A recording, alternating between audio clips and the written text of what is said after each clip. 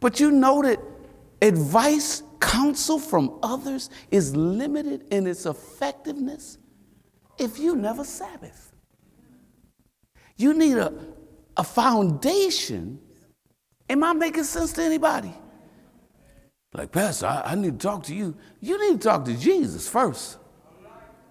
If you go ahead and Sabbath with God, I ain't got to work so hard trying to be helpful. I'm telling you the truth. I've sat with people sometimes and I'm just knocking the enemy out right there in front of him. And he keep getting up. And I, bam, bam, bam. I know this one work. Bam. He laughs. He's like, you, this truth you telling him, it don't have nowhere to go. Ain't no foundation. He just grazing in the field of your blessings. Do y'all hear what I'm saying? He ain't going deep. He just grazing. He needs his own field. Lord, help me this morning. He needs his own field. She needs her own field. She needs some seeds planted in her backyard. Am I helping anybody this morning? Because God says, I'm a jealous God. I won't have no other God, no other pastor, no other bishop, no other anything before me. I'm the it. Y'all see what I'm saying? And here's what he did. I'm getting ready to go. Here's what he did. He died on the cross. We all know that, right? But are we aware in our sensibilities that he died for me? All right. Amen. For you. All right. He died for you. He didn't die for the preacher people or the deacon people. God, all the insecurities you got, God. All that anger you got. All that where my daddy, God said I'd be your mother and your father.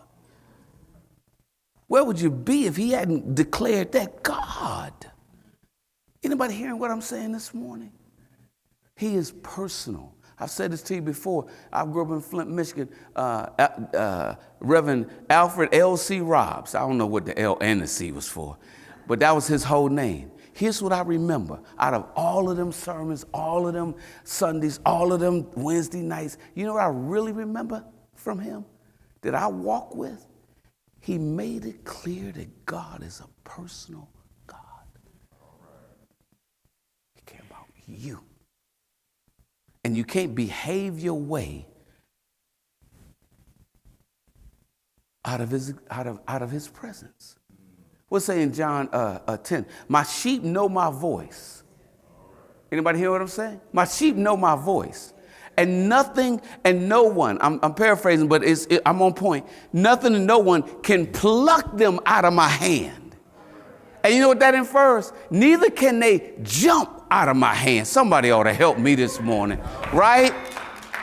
You can't behave your way out of the glory of God. April, I'm going to be personal. Both of my children are by marriage. When I married my wife, I married my children in a way of speaking. I don't have a back door to my marriage. And guess what? I don't have a back door to my children. Now I got grandchildren. Guess who I am? Pop, brother. Do you understand what I'm saying? Do you understand what I'm saying? That's right. I remember one time my son went through a period of time. I'm being very personal. I'm getting April's permission without looking at her. My son went through a period. He's 18, 19, 20, you know what I mean? And he, full of himself and all like that. And then he started like, well, y'all don't know. I never said step. I just, they my children by marriage, right? And so he was going through his thing, questioning. Now, he should have questioned me before I paid for college. Anybody hearing what I'm saying? Real talk. Question me before I write all these darn checks. Question my validity as your father. Do you know what I'm saying? No, you let me pay for college, then you start talking about, well, I don't know. Is he my real? He's your,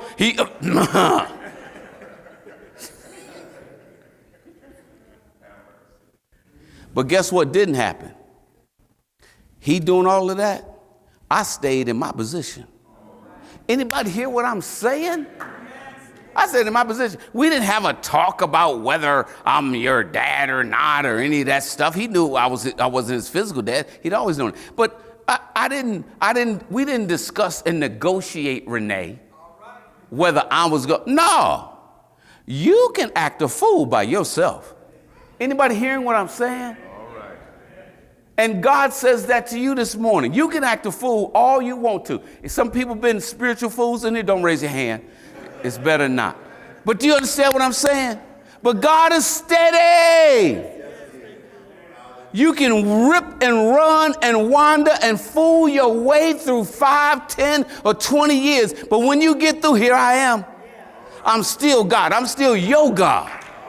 I'm not moving. Nothing and no one can pluck you out of my hand. You're my child.